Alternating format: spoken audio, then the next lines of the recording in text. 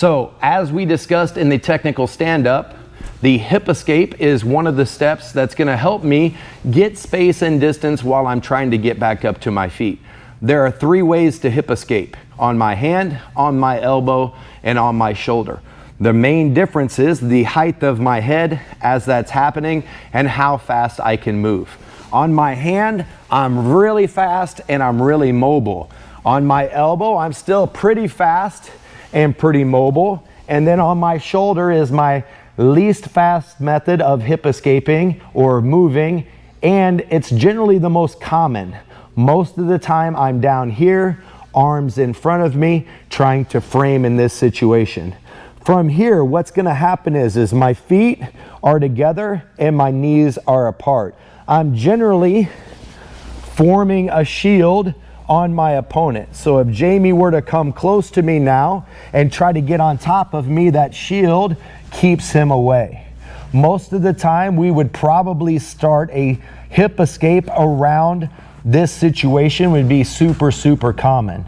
What needs to happen is I need to put my feet onto the ground or attach them to him and move my body back.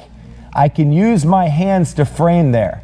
What I'll generally do in this situation now is start moving my foot back out, slide it to the other side of his body, and then pull him into my closed guard, okay? If I were to start to learn how to do a hip escape, the first way that I may learn would probably be on my hand like this. As I move, I slide my body backwards.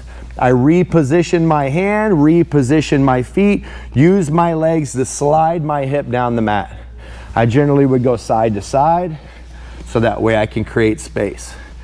I can do this going forward just as well as going back. So sometimes I have a forward hip escape if I'm trying to close that distance between me and my opponent.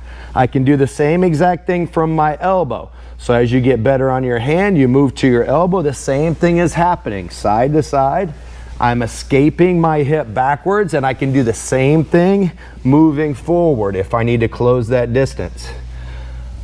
All the way down, I'm going to be working it from my shoulder. My hands are in front. I'm using them as frames and shields. My hip is still coming off the mat as I hip escape away. Now I'm going to step my foot close to my hip as I turn around and get my feet together. From here, I'll push my hip away again. Again, walk my hip close to my body. So as I turn into my frames and my shield. Each time my feet stay close together, I lift, push back, and then switch my hip to the opposite side.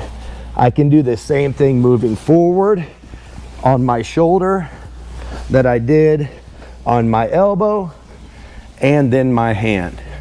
This is generally how to hip escape from the ground.